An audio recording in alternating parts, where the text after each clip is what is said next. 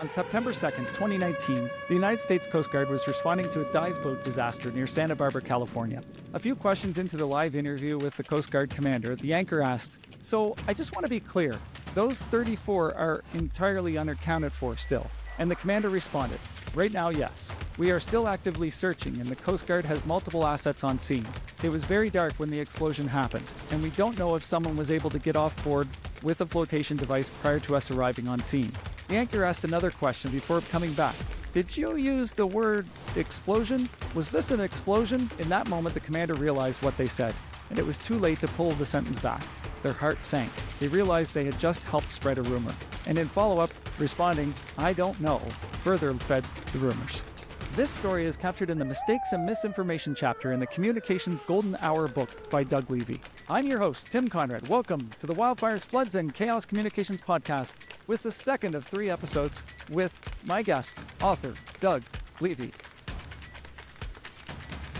The U.S. has just shifted back to Trump, who communicates in a chaotic style, which will certainly impact how messages are created and received.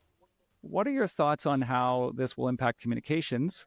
And do you have any tips on how organizations can be seen through that chaos? I think the most important thing is for communicators now more than ever before to make sure that their communications strategy is directly tied to the organization's business purposes.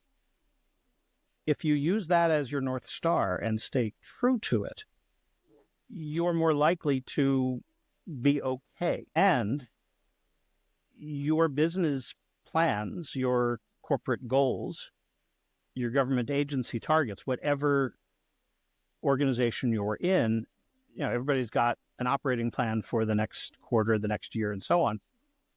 If everything you do is consistent with those purposes, that's going to be relatively safe. As things change from Washington or elsewhere, if you refer back to that purpose before doing a quick reaction, you're more likely to be okay. And that's also how to get through, because one of the most important things is to maintain credibility.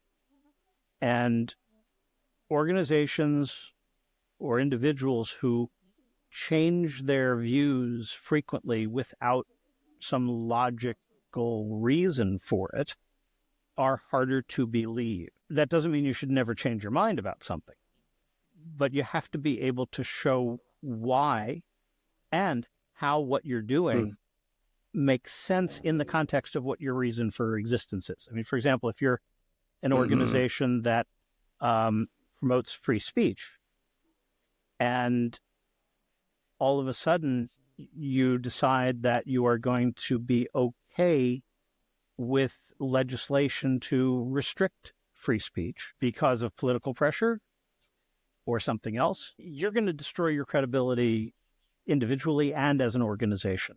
So we have to make sure that we don't do knee-jerk reactions. We've got to be strategic with our communications, whether it's on the fly or planned far ahead. Yeah. And I think I'll add to that I don't think that you can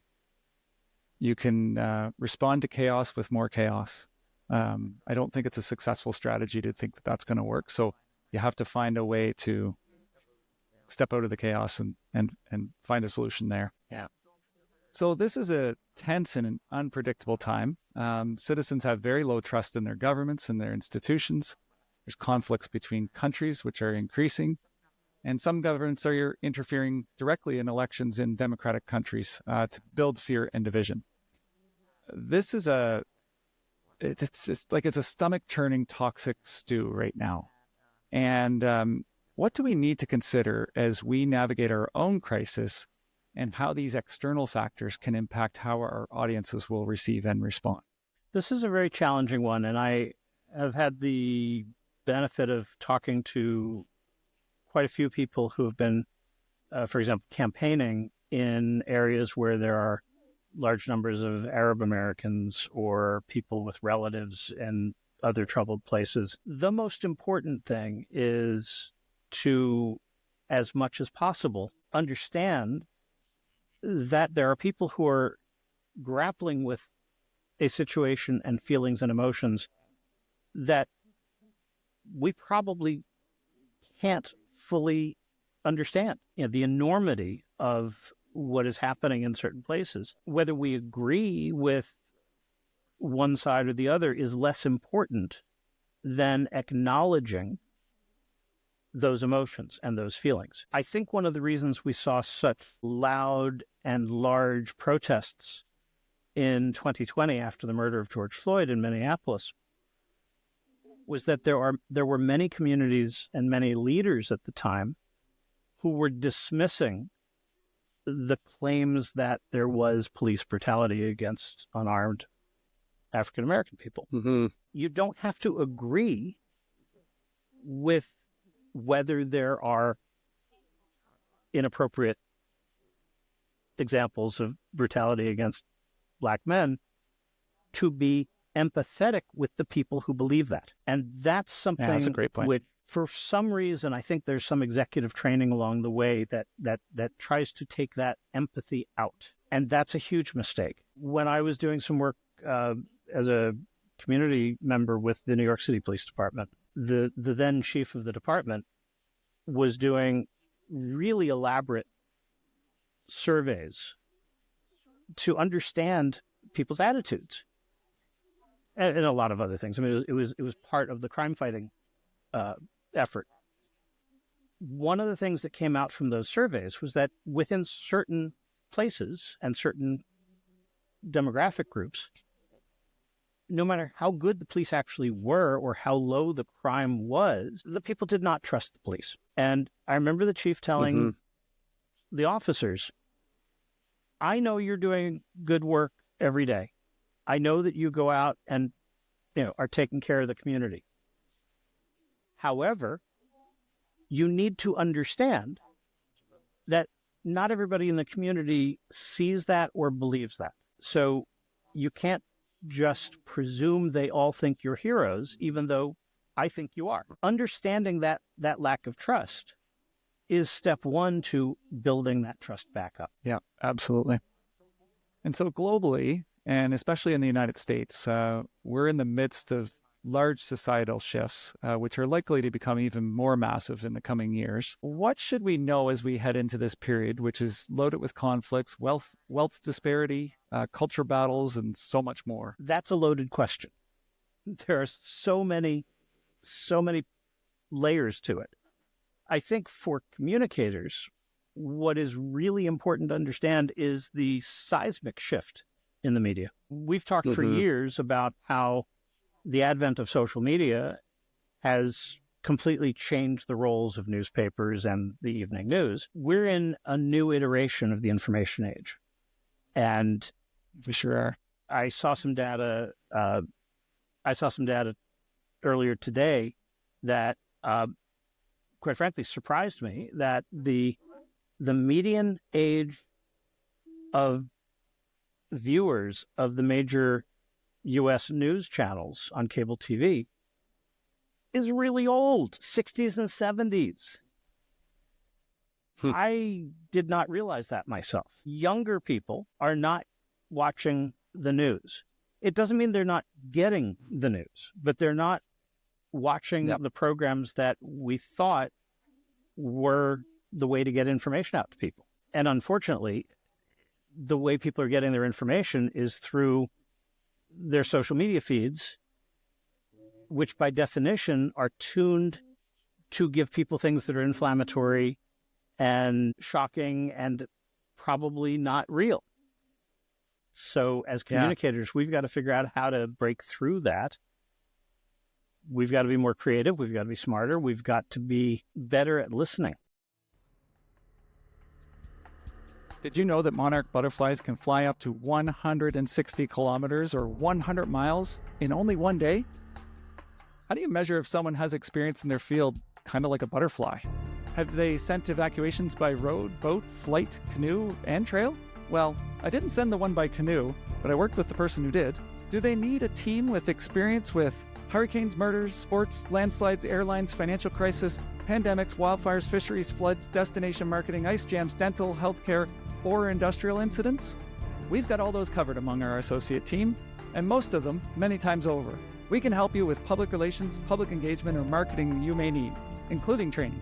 We work with many organizations, including First Nations, governments, nonprofits, and business. We excel at the toughest work, which has drawn us to disasters, emergencies, crises, and issues. Yet we love to work on happier projects. So if you've got some of those, we're in on them too. We've organized large multi-day events, led community outreach and public education programs, facilitated public participation in dignitary sessions. You name it, we've kind of done it. Learn more about us at butterflyeffectcommunications.ca, where you can join our newsletter list. Now, fly back to the Wildfires, Floods, and Chaos Communications podcast. And it's interesting that people have, just my observation, they've left traditional media to go over to social because they found it very, very inflammatory and very, they're building up and trying to create, their own form of chaos on television and wherever else they're broadcasting and putting news out. And they've shifted over to social media, which is actually, they think is an improvement, but it's actually, you're just getting smaller bits of more chaos. And it's super fascinating. And that's something I found last year when I look back on things that we experienced during the wildfires. That was our experience that we had. It was like, wow, they don't like this chaos, but this chaos over here is worse, way crazier. And they're going to that. They're leaning into that, which is really quite interesting. But it came in different, both a different format, but a different length of format as well. So, but it's very much shifting. And I want to add another piece too. I have two older teenagers in my house, and I honestly don't know, even though I watch the news all the time, that they have ever sat and watched a broadcast from beginning to end. That's unusual to me because I can remember doing that many times as a kid, because that's what you did. At 6 p.m., the news was on, you watched, that's all you could watch. So it's definitely shifted because we have devices in our pockets that can distract us in many ways. So it's also, unfortunately, at least in the U.S., it's a function of news literacy or the absence of news literacy. Mm-hmm. When I was in high school, we had to pass a class on government. In English class, we had to read the newspaper sometimes and write essays based on things happening in the news. I don't know if those classes are still taught, but I know that some substantial portion of the American population is functionally unable to distinguish between the New York Times and some random blogger who may be making stuff up. We've even had members of Congress take stories from the parody site, The Onion, thinking they were real. And it would be funny if it wasn't true. Unless we fix that, we're going to be in deep trouble. Yeah. We are in deep trouble because that has become such a problem. Facts, absolutely. It's not an exaggeration to say facts literally don't matter anymore. No, they don't. No, it's very true. My recent experiences show me that the facts will be used as a weapon, as much as they will be as something that's good. When I started this podcast, this is one part which surprised me. An audience from so many cities, towns, and villages all around this beautiful marble we call home. Hello to our listeners in Honduras, and to listeners in these communities: Grenoble, France; Farmington, Pennsylvania; Revelstoke, British Columbia, just down the highway; Barnet, England; and Bangkok, Thailand. Thank you for listening to our podcast. You join a global audience with listeners in over 30 countries and 300 cities. Wherever you listen, whether it's Spotify, iTunes, or Amazon Music, please subscribe. Leave us a review. We really appreciate it. And of course, share with a friend by sending them communicationspodcast.com, where you can also sign up for our newsletter. The Israeli-Palestine war created further division, protests and attacks around the world. We are starting to see similar battles forming around the wider conflict in the Middle East, the Russia-Ukraine war, and conflicts on other continents. What advice would you give to those communicating in organizations which may experience these conflicts coming to their communities or organizations, which is happening quite a bit these days? Well, we certainly saw across college campuses a lot of different approaches, and sadly, quite a few examples where at least from afar, it looked as if the responses were not consistent with the organization's values. And I keep coming back to that values and purpose thing, because that really is important. If you have a mission statement that just, collects dust on the wall of every lobby, that's not going to help you. But if you have a very clear mission statement that is integrated into the way you do business, no matter what kind of organization you are, you're more likely to make good decisions. And if you're an organization that advocates for free speech, well, you need to be advocating for free speech regardless of what the free speech may be. Now, with that said, it's also appropriate to have some restrictions on workplace activity. And for example, if you're a law enforcement agency, you probably can't tell your employees that they can't carry a flag supporting a particular cause when they're off duty and away from work. But if they have a very partisan flag attached to their vehicle that is parked at the police station, that's a problem, because somebody coming to the station to do business may feel as if that's a message of hostility towards them.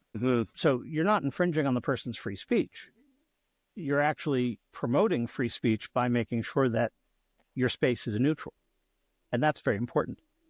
I had to work with some of my clients recently on how to navigate potential partisanship and discord and discussion at the workplace leading up to the U.S. election. One of the things that the organization put together was a very good set of messages that said, as an organization, we wholeheartedly support civic engagement. It's our duty, it's our responsibility, it's our opportunity. We know that we are all capable of having kind, open discussions with each other. However, please keep those discussions outside of the workplace, because you don't know who else is around, and it's just not consistent with the work that we do. We encourage you to do it, but there's a time and a place. And that kind of instruction is helpful. With regard to the specifics of Gaza and Ukraine, we've seen many organizations do fundraising, and that's tricky because, I think the reality is there was less debate over Ukraine. Everybody that I know and every organization that I saw was horrified at what happened. So there was a lot of fundraising in support of people from Ukraine. With Israel and Gaza, it's unfortunately way more complicated and horribly tragic on so many levels. Understanding that it's not a clear one side right, one side wrong situation. It's much riskier to take a side. So generally, if you are going to do anything, you should do something that is balanced. So if you're going to give people information on how to support refugees from Gaza, you might want to come up with ways to support people in other places that can help, or work with a relief organization that is neutral and works across borders, like the World Central Kitchen. People want to do something when something bad is happening elsewhere. And to the extent that you can help channel that energy in a productive way, you might even bring people together, which is kind of a cool thing. Several courses are being developed, and I'm happy to let you know that the first course will be on CanadianTraining.ca really soon. Job interviews, public speaking, messaging, and speaking to media.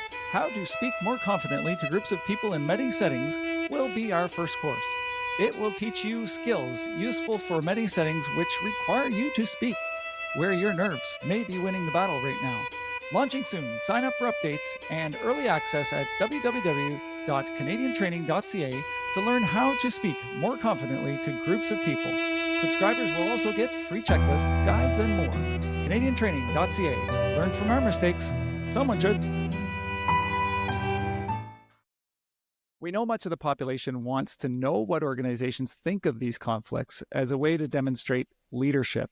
for those organizations. So what do organizations who have this expectation say when there is such division? One of the things that is really important is a recognition that it may appear that everybody agrees with one side, or that one side is morally or ethically right and the other side is wrong. I don't know very many. I'm not sure I know any situations that are truly light and dark that way. As a result, I think it's really important that we modify the way we think about conflicts and recognize that as an organization, our values may align with a certain position.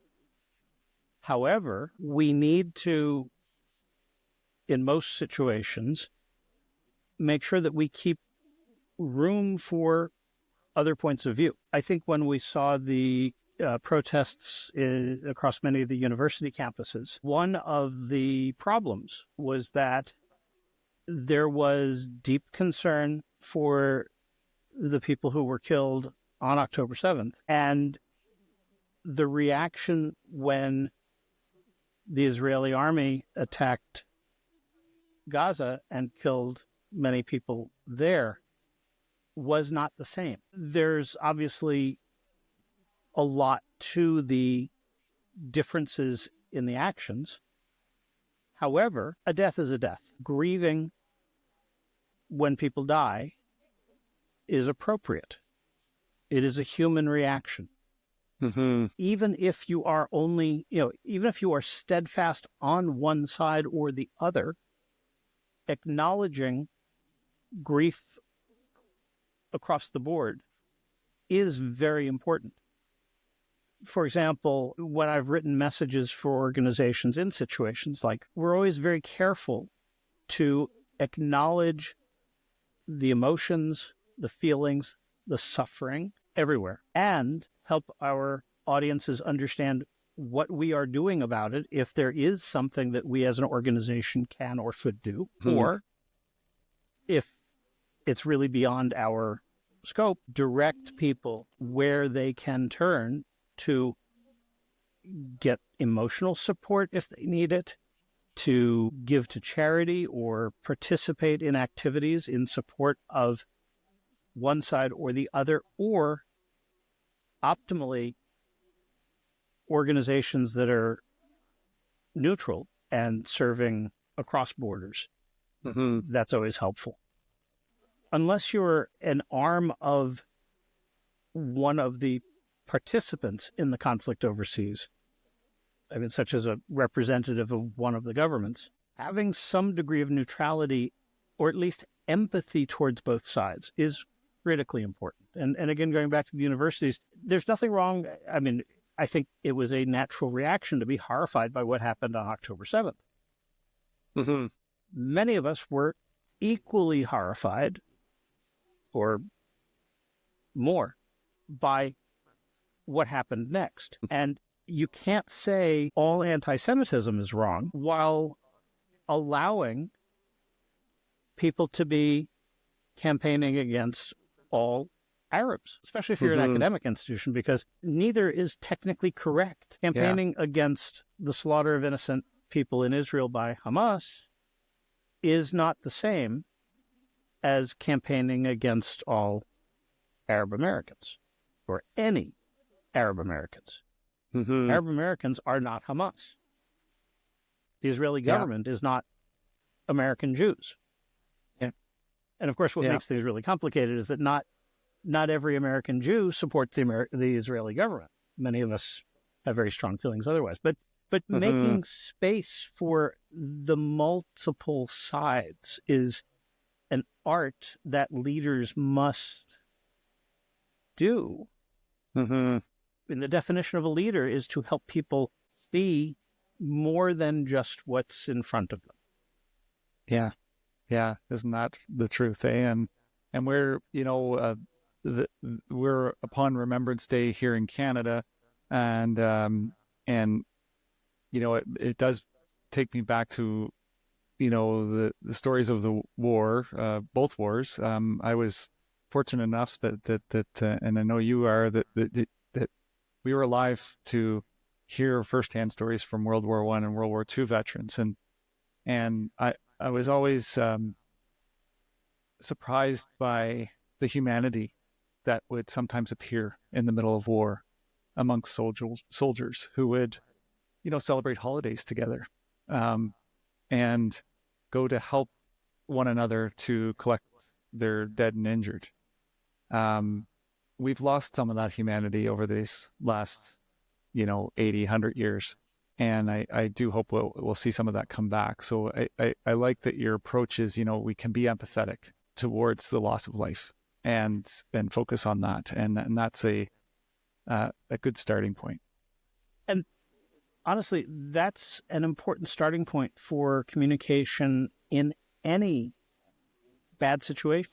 How many times have we seen a police chief stand up and talk about the bad guys? We shot the bad guy or whatever. Well, it doesn't matter what the person did. That was somebody's son, somebody's father, somebody's brother, somebody's friend. Mm-hmm. It's not something to celebrate. And there's nothing wrong with expressing sympathy to the people who have lost a loved one. Yeah. No matter what the circumstances are. Yeah, that's right. I mean, we've certainly seen that here in North America. It's a challenge that police are seeing when they're responding to some calls and they're dealing with a mental health crisis with someone, and then that person ends up dead at their hands. And I think if I could send a little message out to the police out there, it's like I don't feel like there's enough empathy coming in those moments for that situation towards the people that have lost their lives and the families and friends of those people that were the victim in this situation. They're also part of potentially causing a crime. Yes. Maybe, but it's I think we can certainly give more empathy. There's nothing wrong with that. Thank you for listening and taking the time to learn from our guests. Join us for one more episode with Doug Levy. Do you have suggestions for guest or topic, or maybe some thoughts on one of our episodes? You can write to us at communicationspodcast.com, where you can also leave a review. Thanks to Ed McDonough for a 5-star review on Season 2, Episode 11, Crisis Communications Management with Shauna Bruce. Now, I don't want Ed to be alone. We need more than one review. That's all we've got. Ed, you were the first. Let's get some more and get that trend going. Wherever you listen, whether it's Spotify, iTunes, or Amazon Music, please subscribe and share with a colleague or friend, such as someone in health communications. Remember, we also have a newsletter that will give you more information, and we put up transcripts, links, and information from our guests on our website. Visit communicationspodcast.com. If you like this episode, check out Season 1, Episode 7, Connecting in the Chaos, with guest host Jan Enns and me as the guest. Thank you for joining the Wildfires, Floods, and Chaos Communications podcast, a production of Butterfly Effect Communications. We are masters of doom and gloom communications, bringing calm to chaos. Goodbye. Hear me later.